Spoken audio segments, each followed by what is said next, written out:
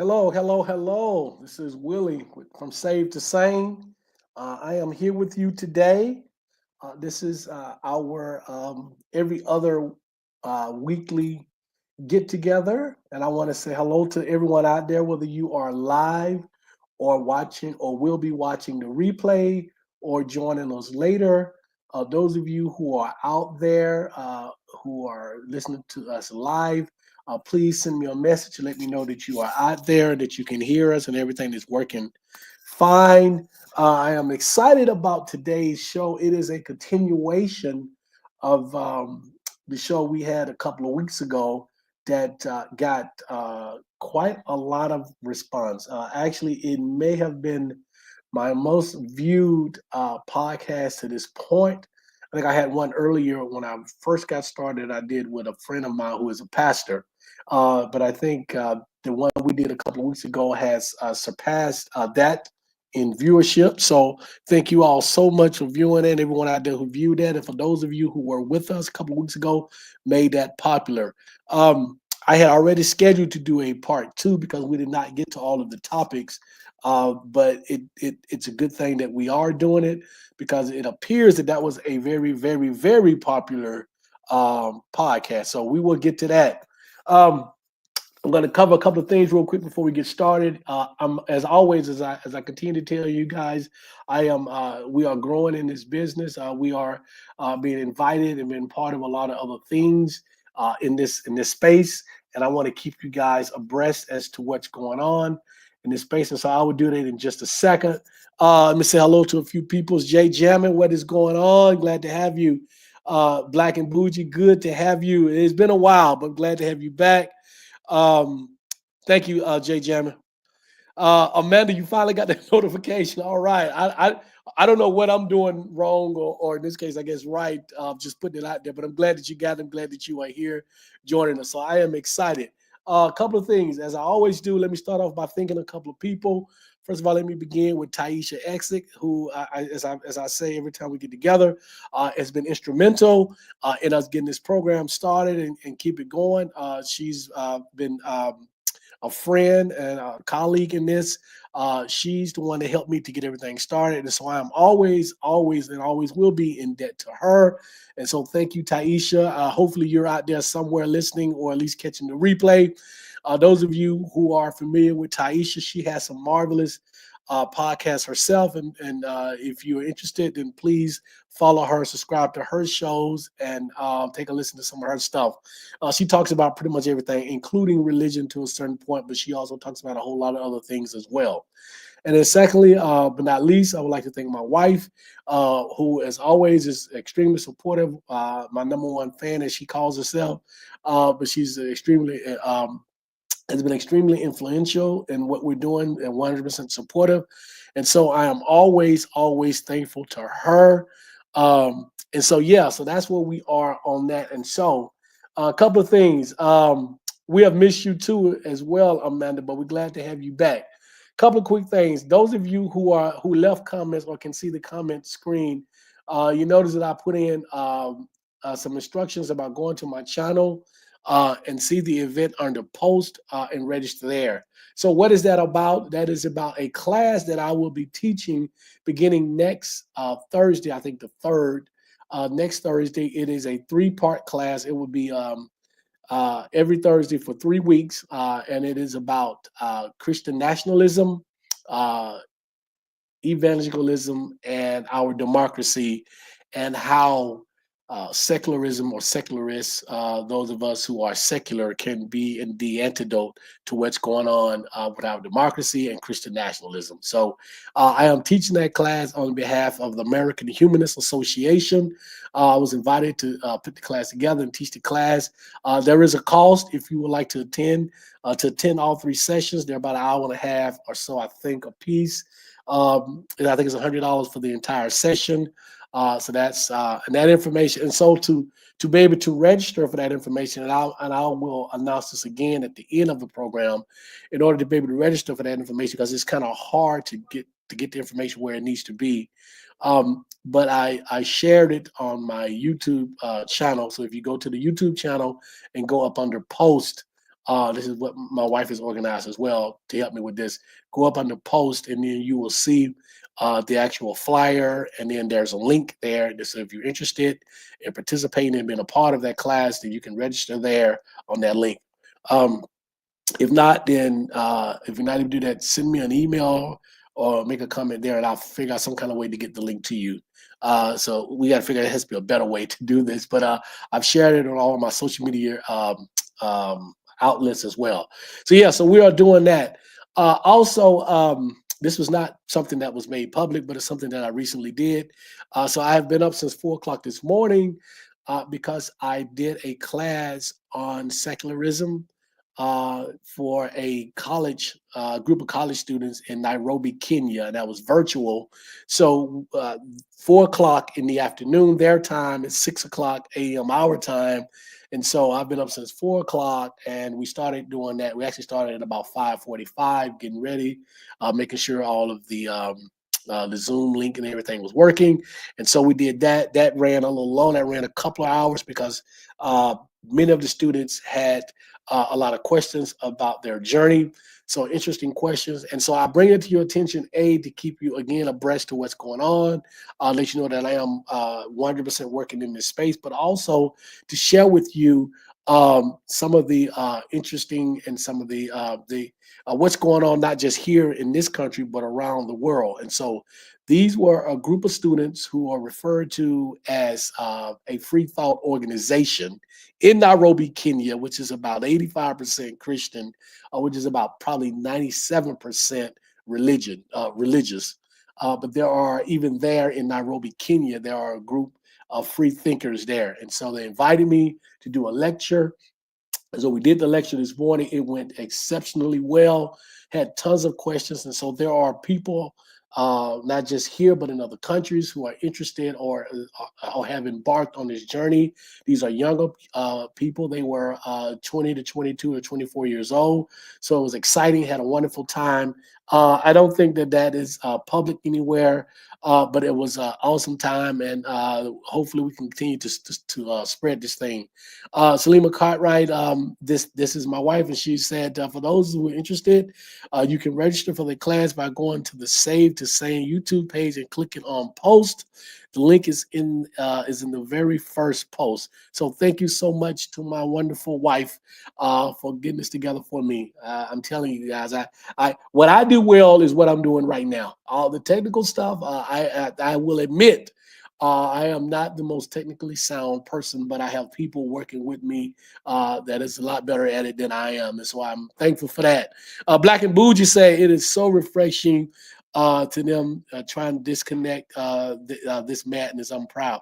I was so happy, Black and Bougie. First of all, it was probably 30 plus students in the class, so that was outstanding.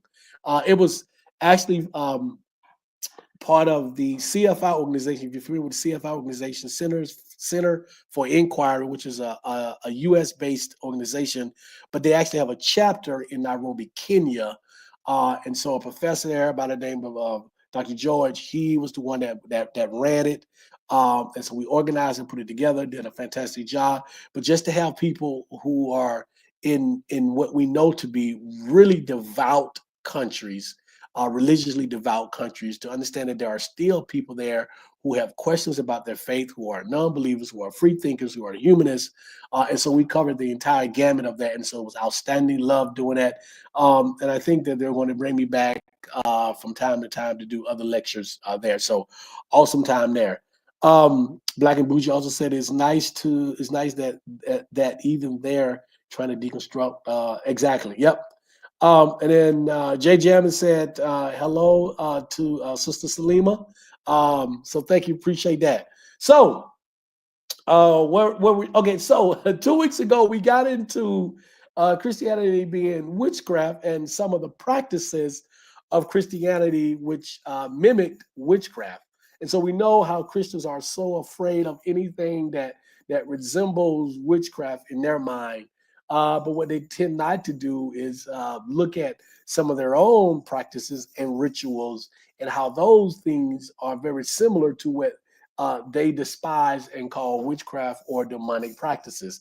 And so 2 weeks ago, we took a look at some of those practices and decided to discuss those and see whether or not those fell within the realm of what it would be considered witchcraft or practice of demonic or anything that would be demonic. And so we only got to about 3 or 4 of them, just to do sort of a recap of what we discussed a couple of weeks ago. And again, those of you who have comments, please put your comments in, because this became an extremely interesting conversation, a very lively conversation, and we got a lot of feedback and a lot of new subscribers based on this topic that we did a couple weeks ago. So, outstanding job. Hold on, before I do that, I have to always remember to promote my book, because Taisha and my wife will tell me you did not promote the book. So here it is, From Saved to Sane, My Journey Away from Christianity, and Why Christianity Has Been Detrimental to the African American Community. You can get this on Amazon, and so please pick it up. As I've said before, I am working on my second book in this space. It would be a collection of all of my graduate school writings on the topic of non-secularism, humanism, and those type things. And so hopefully that book will come out toward the end of the year. And so we're shooting for that to happen. And then one last announcement before we truly get into what we're getting into today. We are looking to do a merchandising company that specialize in verbiage regarding non-belief or disbelief. And so we're working to put that together now. Hopefully it would be merchandising, whether it's t-shirts, hats, those type things that we can have wording, verbiage on to display our journey, to talk about our non-belief. And so hopefully those of you who are interested in wearing and acquiring merchandise of such would be interested in that. And so I will give you more details about that as we get further along. K Fox said, yes, bro, Christianity is witchcraft and it is also a cult. So see, that's where we're going to start. So just sort of let's do a recap of what we talked about a couple of weeks ago. I think that was March the 11th. And so we talked about the anointing oil, and I told a story. I'm sorry, the first thing we talked about was speaking in tongues. And so I told a story about how my wife and I attended a very well-known church, or a very well-known minister, where everyone in the church at the exact same time spoke in tongues. We're talking 2,000 to 3,000 people in the church in the Atlanta area. And I think this pastor believes that if you don't speak in tongues, or you can't speak in tongues, then you are somehow not saved. There's a whole lot in that we won't even go into. But he believed that this is a part of your faith and a part of being saved. My wife and I attended that church and was sort of astonished that everyone right on cue spoke in tongues, except her and I, because that's not something that we were doing at the time. So yeah. Then we also talked about the anointing oil. I told stories about how I grew up, and my mother had my sister and I, my younger sister and I, attending revivals during the summer in hot, humid Alabama, outdoor revivals in the middle of the summer, and we would get anointed with oil. Oil would be placed shaped like a cross on our heads, and as it ran down our face into our eyes. Again, this is a ritualistic practice that mimics things that you would see in witchcraft. Still not sure what the purpose of this anointing oil was, other than to quote unquote anoint us from what or to what, I don't know. And so I'm laughing because I'm seeing some of the comments, and so I will get to those in just a second. And then I think we also got to the whole laying of hands. Um, I also told a story about that regarding my wife and some stuff that she was going through and churches that we had attended, and the laying of hands with that. So we won't rehash that. And also the same thing for prayer circles and intercessory prayer. Again, I talked about my wife and her experiences that we had with that some years ago regarding a situation that she was going through, and how that was not effective at all. Multiple times this was done in multiple different places from multiple different churches and multiple different people representing the clergy, and it was ineffective. What was effective was my wife seeking professional help, secular help outside of the church. That was effective. But none of the stuff in the church, the intercessory prayer, the prayer circles, laying of hands, none of that was effective in what needed to be done to help my wife. And so, yeah, so that's where we left off at. Couple of comments here. Black and Blue just said, I love a non-believer shirt or hoodie. My family would think I'm trolling, yet somehow they aren't trolling with their God's favorite shirt. Yeah, and so Black and Bougie, I had a conversation with a friend of mine recently who is a staunch, devout Christian. And I would post things, and I do from time to time, post things on my social media, especially my Facebook page, which I probably shouldn't because those are people my age and older who are just devout and just get really angry and upset. But this gentleman was upset, and one of the things he continued to ask me is, so why do you do this? And I said, but as a non-believer, as a person that's part of this journey, I have every right to post and say and display my disbelief, just as much as you believers who always um, display your belief, whether it be what Black and Bougie just said, God's favorite on the shirt, or blessed, or God is great, or every morning I get up and I look at my Facebook page and every other post is about something about how great God is or how God has blessed them, so forth and so on. Those of you, you're part of this country, this society, you see it all the time. It's on the back of car tags, it's on the back of cars, it's on t-shirts, it's on hats, flags, you name it, it's all over the place. And so those of us who are in this space, we have the same right to do those things that those other people are doing.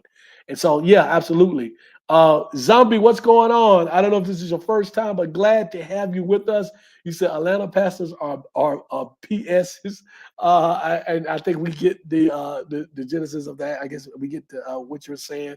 Um, I'm not going to generalize every pastor in Atlanta. Having been a resident of Atlanta for almost 30 years, it is part of the makeup of Atlanta in general.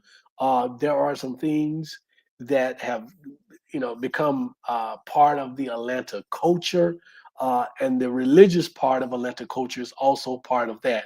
And so, yes, there are some pastors in Atlanta that are just like all other places. I think we tend to hear about more of them in Atlanta because Atlanta is Atlanta, and there's a lot that comes with that. As they say, if you know, you know. But yeah, there are, in particularly, a handful of pastors in Atlanta that get a lot of attention for the wrong reasons. And so, yeah, absolutely.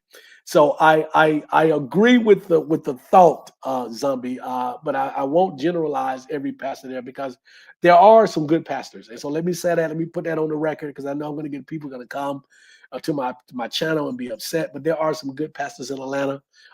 There are some notable ones who give the rest of pastors there a really bad name.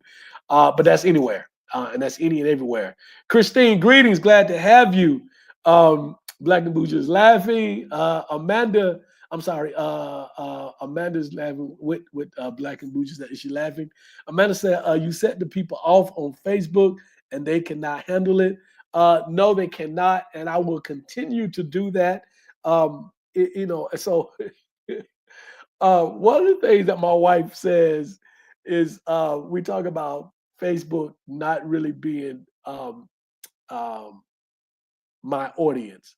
And she's absolutely right. However, um, there are individuals in my age bracket, my peers, my contemporaries, who have been thinking about this type of thing for a while, but they're not openly um, open about their journey. And so I am at from time able to reach those individuals, and I also find it interesting and fascinating the individuals who, in some cases, I would have never guessed thought the same way that I think, and so they've DM'd me off of a post that they've seen me make and said, I agree. I just can't come out publicly. And so I think sort of in a compromise with my wife, I don't post as much on Facebook anymore as I used to. I used to have this every Sunday thing called um, "Hello Saints," and then I would post something that make them think before they before they go to church, so they can ask their pastor questions at church or whatever. But yeah, and so yeah, so yeah, I still do that.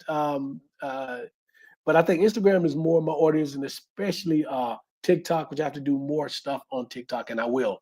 But then, so Amanda says Atlanta equal Black Hollywood. Absolutely. If you know, you know. That and so and everything that comes with that, everything that comes with that, and it is a lot. My wife Salima said, "LOL, Black and bougie, right? God's favorite." All the time, we see this and hear this all the time. It's nauseating as much as we see it and hear it. But for those of you who are in those areas, maybe in the South, my wife and I, we now live in the West, and we see a lot less of that. We were commenting the other day. We were driving outside of Vegas, and we were talking about how we don't see that many churches compared to Atlanta or where I was raised in Alabama in Birmingham. We don't see a lot of churches out here. So yeah, so it's interesting. And then Zombie says, yes, it's my first time.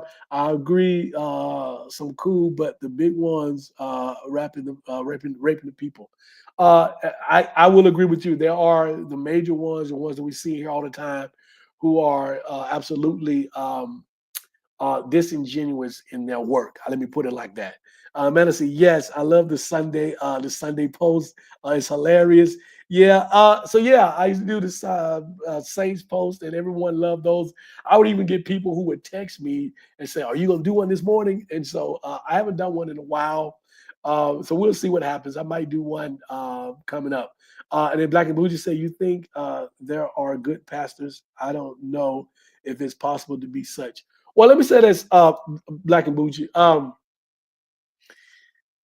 In order for this page to continue and this platform to continue to be credible and to be authentic to my upbringing and my background, um, I have to acknowledge that there are some, right, because there are. As a matter of fact, and I say this all the time, my mentor, a person who I respect greatly, who I think is probably one of the best individuals that I know, and I've known him now for um, probably 25 years or 26 years, and I know him personally, and I know who he is. He happens to be a minister, and he is a really, really good guy. And so I think that there are some pastors out there who have good intentions. We may disagree on where they are in a belief system, but I think from the standpoint of them being good people with good intentions, there are those out there who are. We tend to see, like anything else in the news or whatever, we tend to see the ones who are not so good, the ones who get caught up in their stuff, the ones who make the loudest noise, good, bad, and indifferent. But there are, I believe, and I personally know other pastors or preachers who are really good, decent human beings. They believe devoutly about what they're doing. And for the most part, I think they're doing some good things for the people. I think on a large scale, on a macro scale, all of you know my opinions and how I feel about religion on a micro scale. But I think a lot of pastors have done some good work, especially for the individuals and even for some of the churches collectively that they're a part of.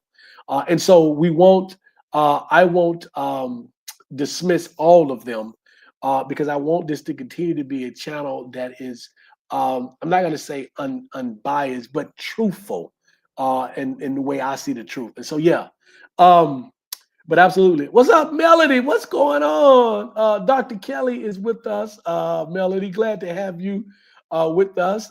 And so, Melody is a good friend of mine. I'm not sure where she falls. I think she's sort of in the middle. So we're going to see. But glad to have you, Melody. What's going on? Black and Bougie said, okay, I understand they aren't intentionally deceiving people. They just don't get it. I can go with they just don't get it. I think part of it is the indoctrination that all of us, or many of us, was part of growing up. And I think these people truly believe.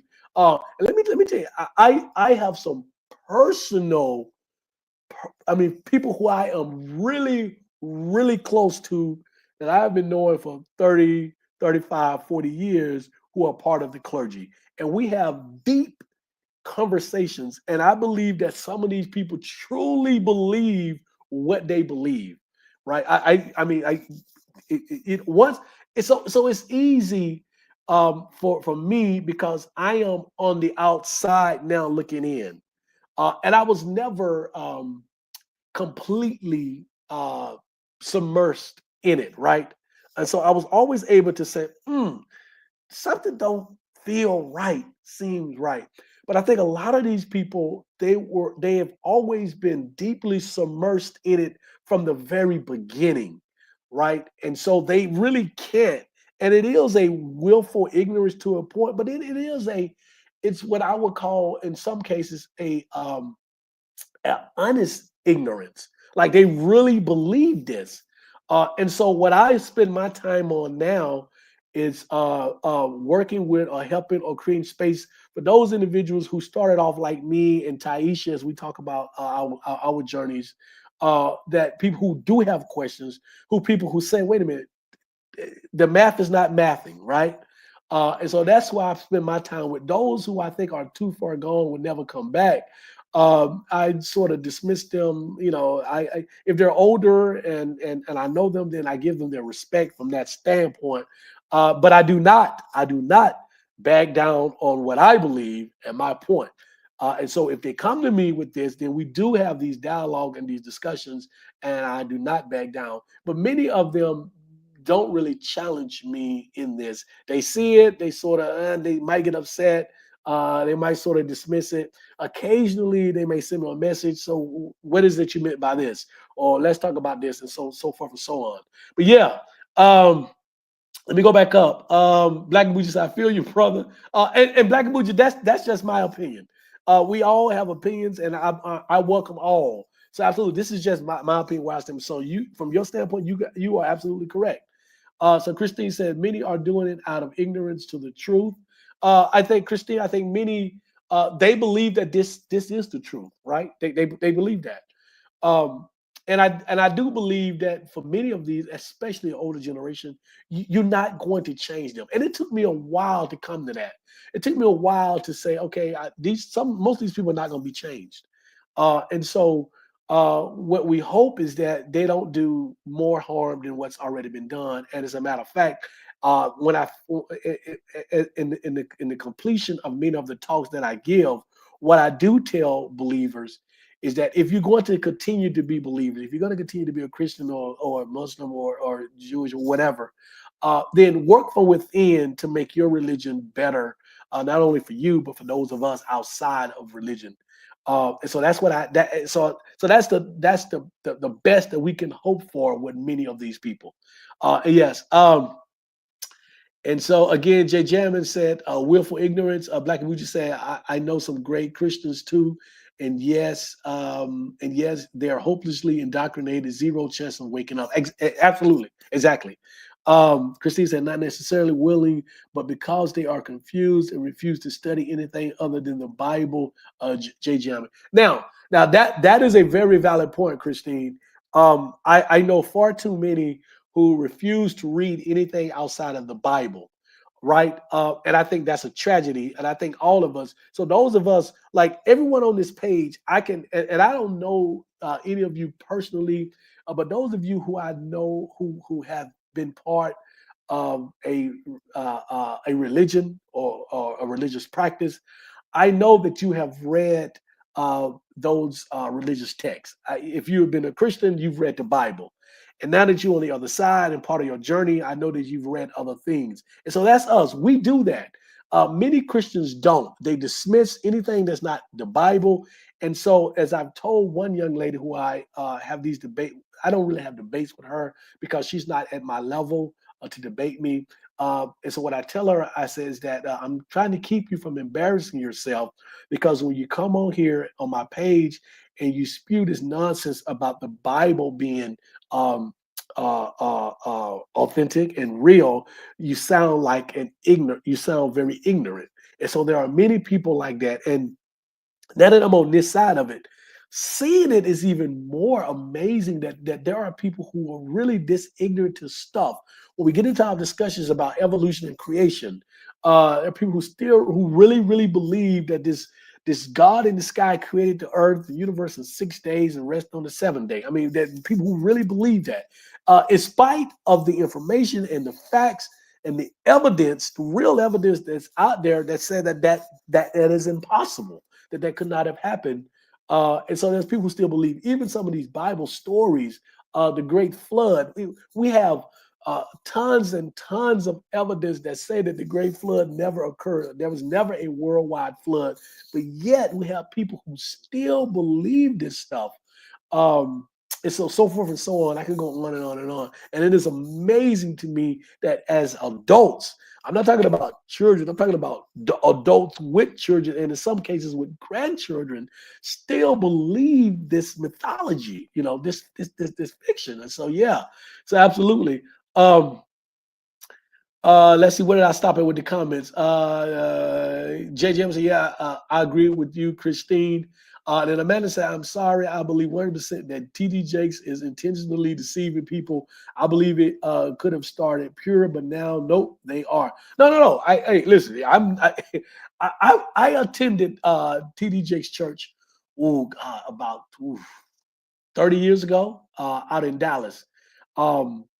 And at the time, I was certainly still a Christian, and so I thought that, okay, not bad.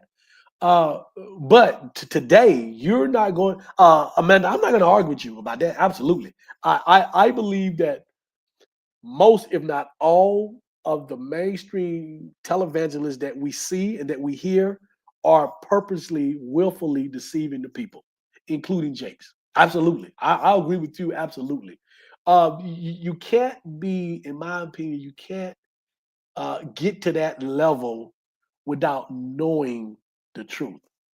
And as a matter of fact, there's the clergy. There's an organization called the Clergy Organization, where there are, and I've talked about this before.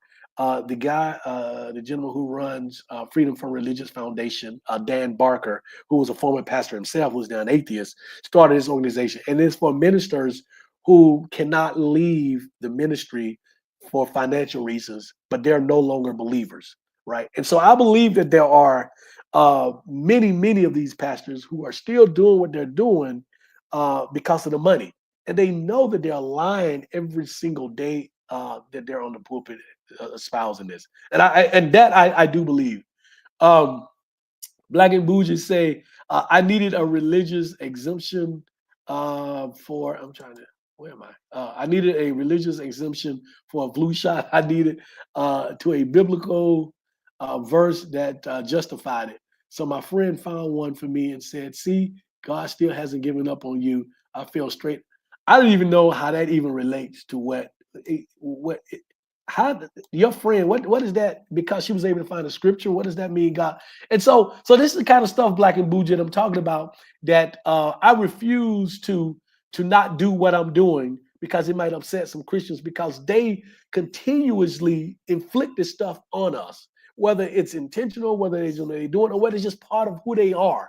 I mean, every single day we see this stuff. All of us experience this some kind of way. Or people saying, well, I'm going to pray for you. Or I spoke about this the other day to a friend of mine. I said, I have been, every organization I'm a part of, they begin a meeting with a prayer. They don't, it's no consideration for individuals in there who may not be religious, who may not be Christian or whatever, so forth and so on. And so I'm going to continue doing what I'm doing. As a matter of fact, it's going to get ramped up even more, because I think that that's something that we should do, because they're doing it. And there are other people like us that need to know that we're out here. J.J. Hammond said, many of us were born and raised into the Christian theology. I don't even know of anything. I don't even know of anything else. And most of us didn't know of anything else. But thankfully, fortunately for us, we've been able to sort of get out of it. And we did that by expanding our area of knowledge. We did that by reading other things. We did that by becoming analytical thinkers. We did that by being open-minded, and we did that by questioning the things that we were told not to question. And so here we are. And so we must continue, because there are many others, especially younger ones that are coming up behind us, that need to see and hear this, understand that we are here and we are here to stay. Um, Saran, peace. Glad to have you here with us. Black and Bougie said, the sheep pray for riches while it takes it from them, as we've seen. So look at the Pope talking about prayer. So if you need something, the Pope would tell you to pray for it or whatever. But the Pope gets sick, and now he's at a hospital. He did not go to the altar to get cured. He did not. There was not intercessory prayer that he participated in that cured him. He went to a doctor. Science and medicine is what got him back to the condition that he's in now. And so, yeah, absolutely. And so that's just part of that. The gems at 100%. Christine said, willingly teaching lies for money. Absolutely.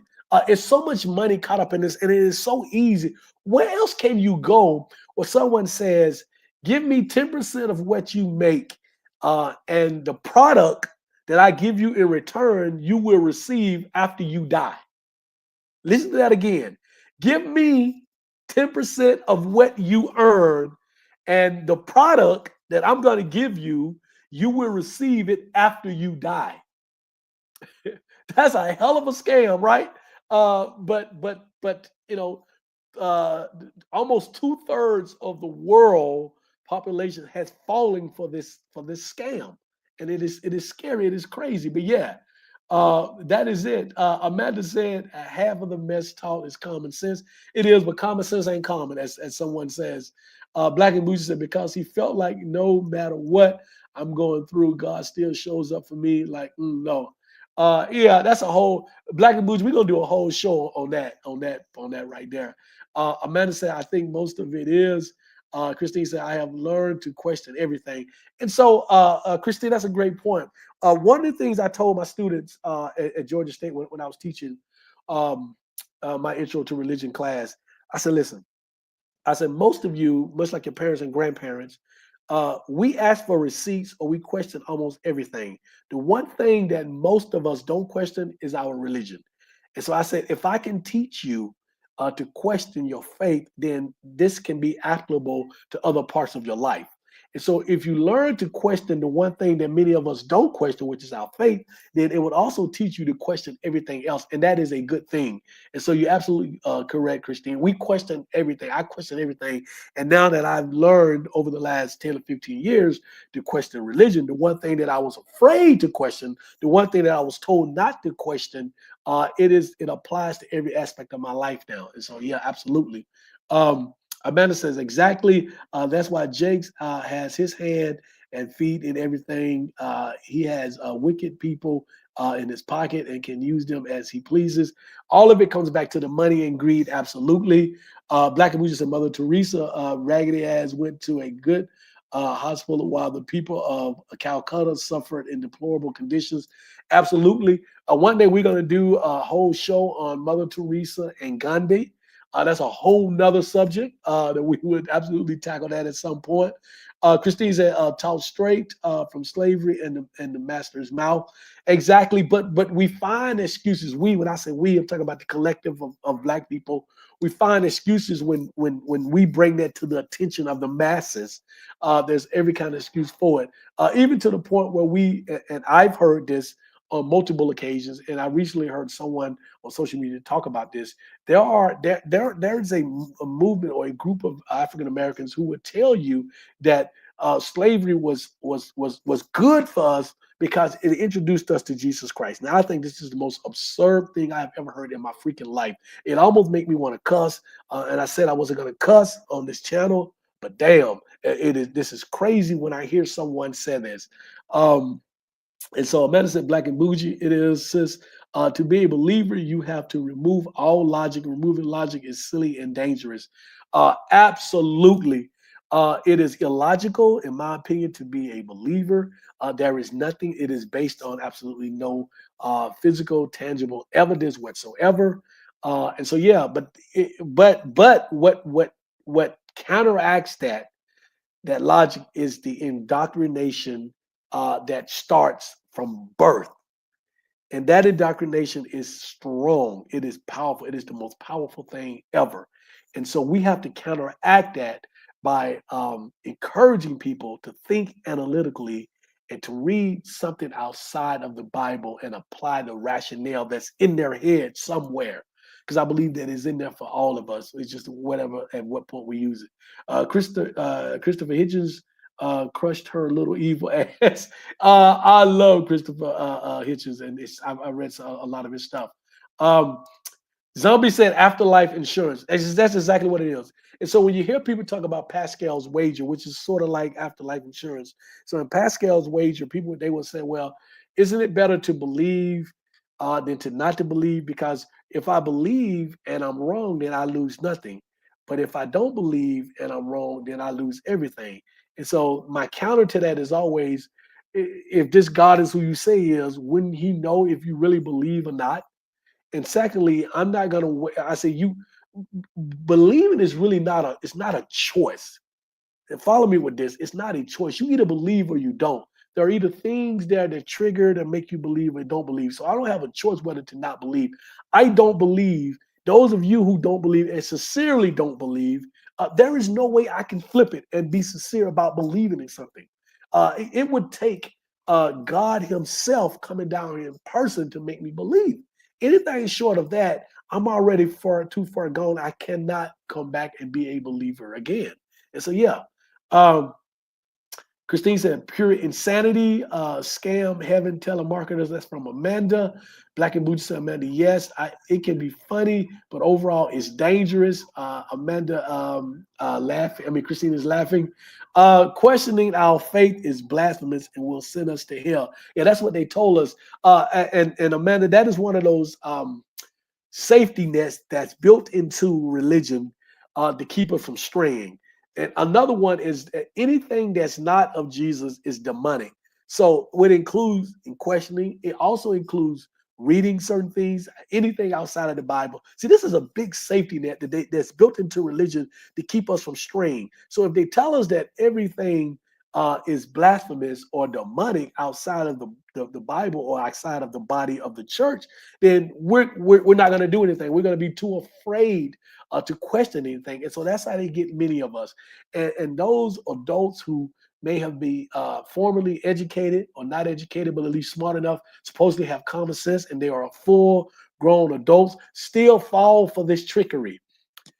40, 50, 60, 70, 80-year-olds still fall for this trickery today. The same things that were indoctrinated into them as a young child, they still fall for it.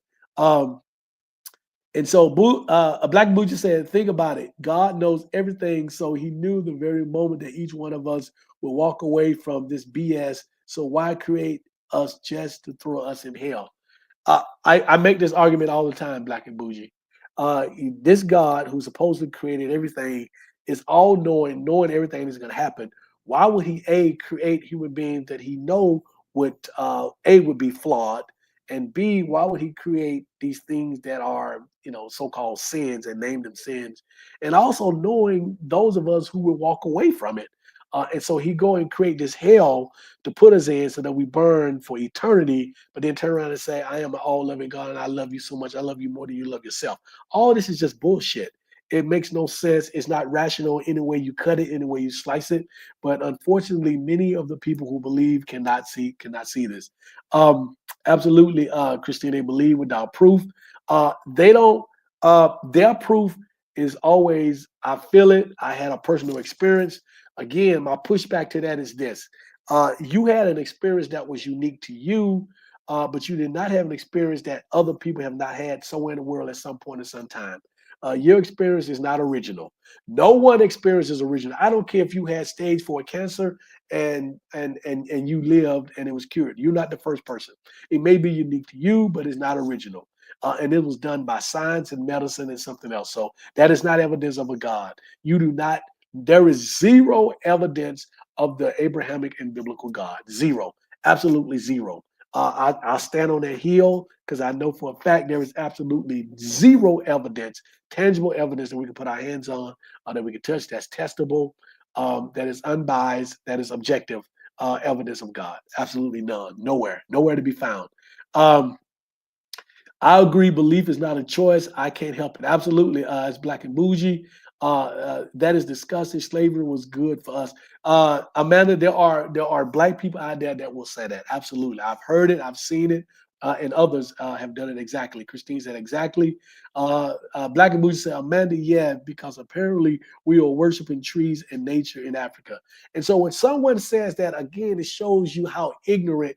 I won't even engage with a person who has that opinion because it shows um, how poorly educated they are and how immensely ignorant they are. And so, yeah, I won't even engage in that. That is a different level of ignorance that I refuse to get involved with. Christine said, "I like that. It's not original. It's not original. I tell people, nothing that happens to you is original. I don't care if you was in a car accident, your car flipped 22 times and you survived. You're not the first. You are not the first. It has happened somewhere to someone, and they've either contributed to their God or your God or no God whatsoever. So it's not original to you. So it's unique to you, but it's not original. Absolutely.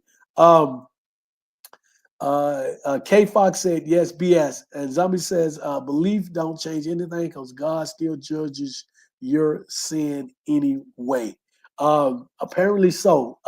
Black and Amanda said Black and Bougie, is that what people got from the movie Roots? That's a whole nother. And now being on this side of it, Roots is a great movie to take a look at and sort of dissect it and see how it got us to where we are today from a religious standpoint. Absolutely. Um, so a couple of things that we left off, and one thing we wanted to talk about. Again, we're still talking about Christianity and witchcraft, but we just went through all these comments. I certainly appreciate it. You know I do. I love it. But think about communion and Eucharist for those of you, the Eucharist for those of you who are Catholic. Um, and I want to spend just a second on this because this is one of my things. Communion is basically symbolic cannibalism. Think about it. You are eating the flesh symbolically, and you are drinking the blood symbolically of this individual who was sacrificed. If that's not witchcraft, if that's not demonic, if that's not evil, as you say, if that's not beyond the pale of anything, it is crazy to me. But like many people do today, I spent many years doing the same thing every first Sunday. This is symbolic cannibalism, people. This is as ritualistic and demonic as it gets.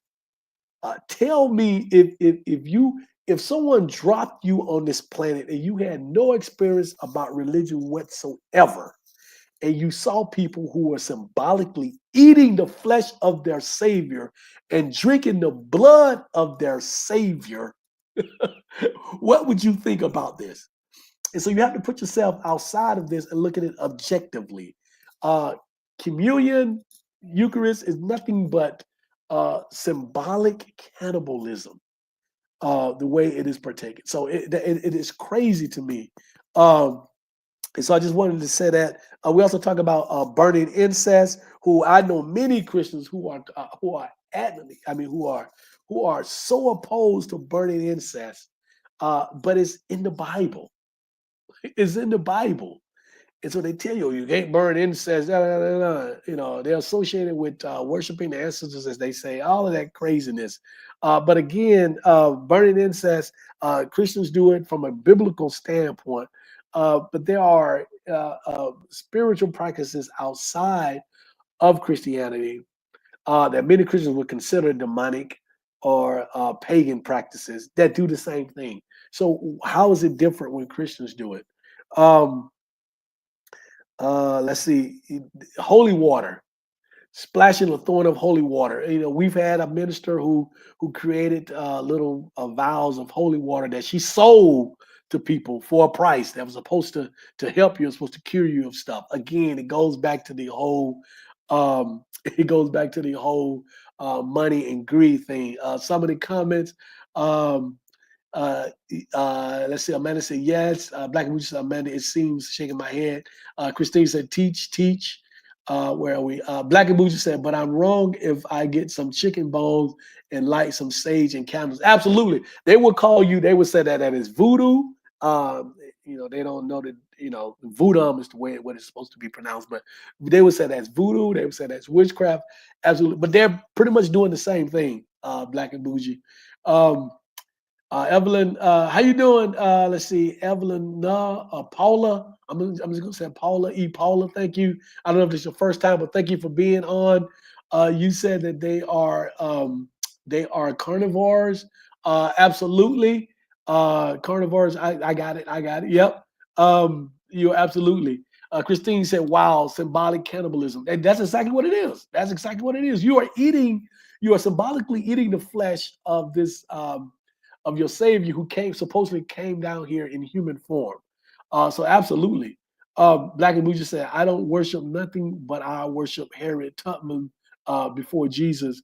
I pay homage and I give reverence to my ancestors before any Jesus, God, anything else, because there is a direct linkage, DNA linkage between me and my ancestors who because of their survival skills and their bravery and everything that they went through, it is the reason that I am here today. Has nothing to do with a God or Jesus or any other deity. So I will pay homage and I will give reverence to those who came before me, who put up with all the bullshit to make sure that I was able to be here. So absolutely. Um, I agree with you, Black and Bougie. Flint water. Okay, that's what Jay Jammett. And then Black and Bougie says, Amanda says, Black and Bougie. The only way you can be wrong is if there's still good meat left on those chicken bones. Now that's blasphemous. Amanda said, communion is straight up witchcraft. Communion is straight up witchcraft. You're not gonna be able to tell me that it's not. It is straight up witchcraft. It is. It's. As a matter of fact, it is. You know what? I'm not even gonna talk negative about witchcraft. This is worse. To me, this is worse than witchcraft, because I've known some people who practice witchcraft or refer to themselves as Wiccans. This is worse than that. So yeah, and I was a participant for many years in communion. Absolutely. Um, Black and Blue said, Amanda, yes, I don't play about my chicken. Christine said, at least you can see proof of your ancestors through your parents. Absolutely. Absolutely. E. Paula said, no, I meant man eaters, cannibals. You have to explain that to me more, Paula, what you really meant by that. So, yeah.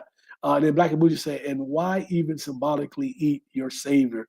That's the point. So here's the thing, Black and Bougie. So it's two things. I want us to think about this.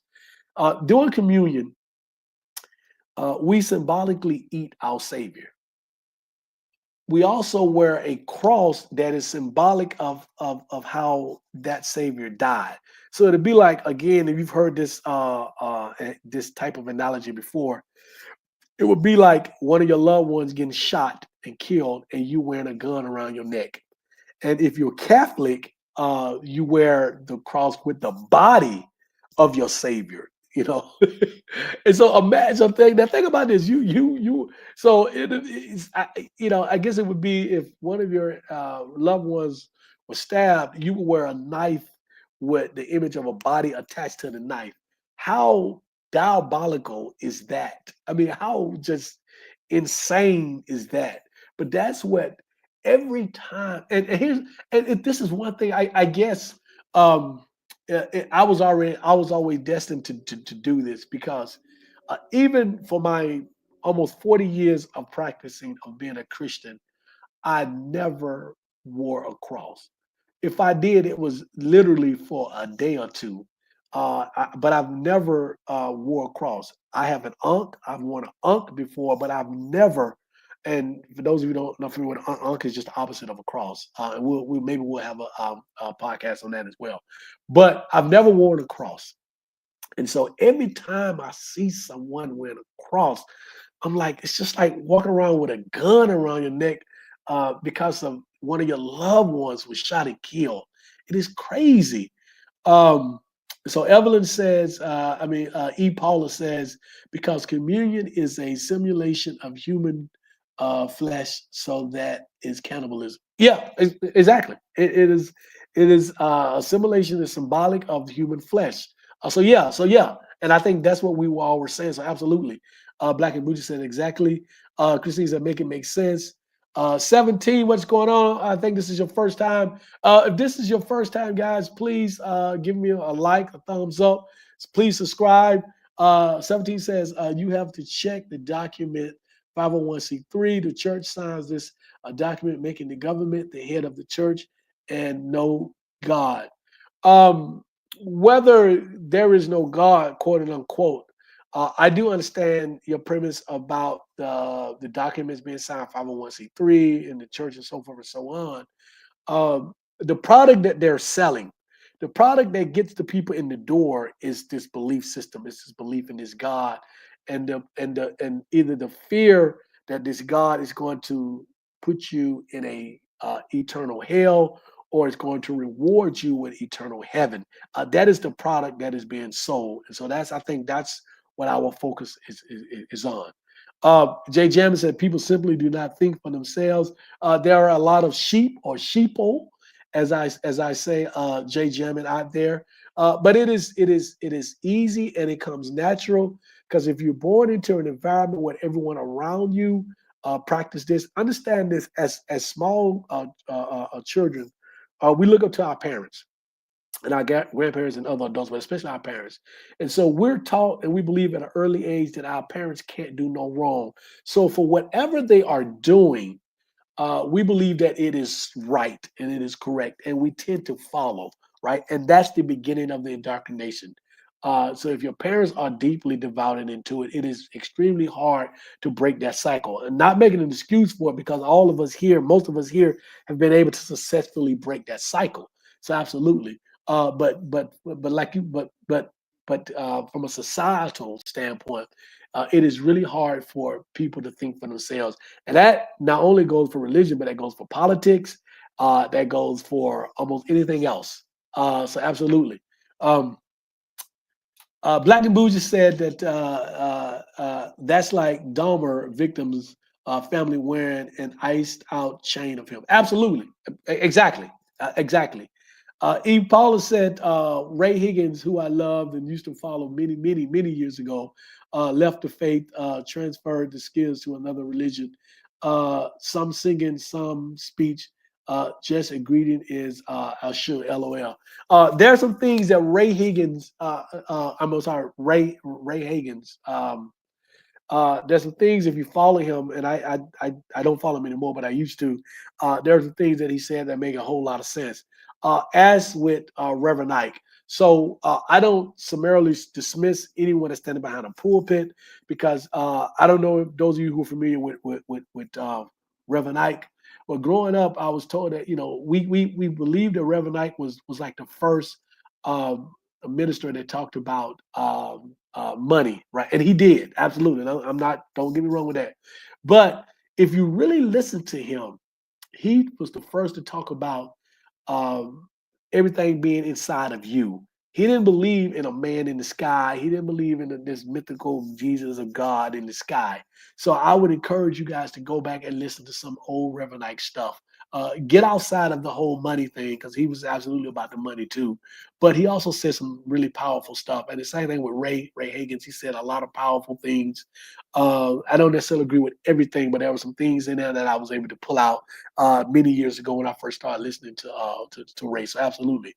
Um, Christine said Christianity teaches their followers what to think, but not how to think for themselves. Mind control, absolutely, and that's part of the whole matrix cycle that we are a part of, and that's a whole nother conversation. But religion is also part of this whole matrix thing that we are all trying to get out of. Those of us who are aware that we're in it, Christianity and religion is a part of it.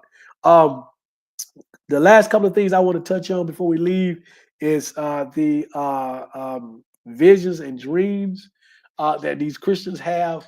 If I had a dime for every time a Christian tells me that God or someone, God has told them that they should tell me stuff because they've had a dream or a vision of me doing some other things for God and Jesus, man, I would be rich. I would be rich, rich, rich. And so, but what is different? How is that different from where someone in a pagan practice or even witchcraft would be doing? How is that different? I had this dream and this vision that you were going to be, that you're supposed to be a preacher for God. How is that different than the things that you are harping against, right? So I don't understand that. And then finally, this whole spiritual warfare that I hear a lot of Christians talking about. What is freaking spiritual warfare? The only people that's involved in spiritual warfare are Christians. You're fighting each other because those of us who are non-believers, we don't believe in any of that stuff. And it is funny to me that a Christian would say, um, if you don't believe in God, then you are consumed by the devil. The devil have you. Guess what? If I don't believe in God, I don't believe in the devil either. It's the same. They the same people to me. They the same thing. And so the devil is just as fictional as God is. And so, for all of you believers out there, all of us non-believers, when we say we don't believe, that means we also don't believe in the alter ego of God, which is Satan or the devil. So none of that applies to us. So you're fighting the spiritual warfare with yourself because we're not part of this. And so let's see. Evelyn said, I'm sorry, E. Paula said, because I think I'm mispronouncing this, Evelyn. No, I'm just going to say E. Paula. My sister twerks in Pentecostal church. Really? Yeah, how does that work? And I've been in a Pentecostal church and they do some dancing. But twerk, but I'm not shocked. I am not surprised. I've seen some stuff on social media that's going on in these churches now that is really hilarious. Amanda said, "EP, I am weak about the Ray H comments. That just made my day. Some songs, same song, same speech, etc." Yeah, and like I said again, I stopped listening to Ray many, many, many years ago. But there was some stuff going way back that made some sense. EP said cause they dance a lot. Oh yeah, they do a whole lot of dancing in the Pentecostal church. Oh my, I mean, you would think that you at a club. And I went to, I've been to Pentecostal church many, many, many times growing up in the deep South. Um, Amanda said, E. Paula, transfer the skill, girl. I can't. Yeah, yeah. She's a girl. I can't. Yeah, it's the same thing. So a lot of these people they be dancing in the club Friday, Saturday night, and Sunday morning get up and just finish doing the same things. Yeah, absolutely. They jump. They be sweating. You taking me back with these memories. Paula. Black and Blue just said also when they said that's why y'all gotta prayed up. How insensitive. There's plenty of up that stayed prayed up and still suffer misfortune. Yeah, we're gonna do a whole show on that. Um, I have to talk about how prayer doesn't work, and um, uh, we have researched information and studies that show that prayer doesn't work. All of the people that I know from a personal standpoint who have prayed. I know many people who have prayed, stay prayed up, stay on their knees all the time, who are in some of the worst conditions, whether it be physical condition, health wise, financial wise, mental ill wise, relationship wise, than anyone else I know. And these are people I know personally and people who I know, maybe not personally, but I know of. And so this whole thing about staying prayed up, you better off not praying. Just go out and do the work that you need to do. I watched my mother for so many years until she passed, call herself stayed prayed up. And she, through most of her life, suffered financially, suffered health wise, and suffered relationship wise. And so all of the prayers did nothing for her. I'm going to read these last comments and then we're going to be out, but I certainly appreciate everyone Jay Jam is saying, holy go-go dancers. Yeah, the Pentecostal church. Amanda said, following our parents is the beginning of the end. And just because they are our parents don't mean that they're right about everything. And so we have to be brave enough. And I went through this with my mother, who was a minister at the time and very devout. We have to be brave. And my wife is sort of going through this with her mother. Her mother is still a diehard believing Christian. And so my wife is sort of going through this with her mother as well. But just because they're our parents don't mean they're right about everything. They are still human beings. And then Neo, what's going on, Neo? You guys, Neo is on with us. If you want more of this kind of talk, then check out Neo and Neo's page. Fantastic individual. So appreciate it.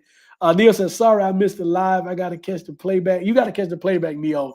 Black and Bougie said, church is the club for bored people with no social life.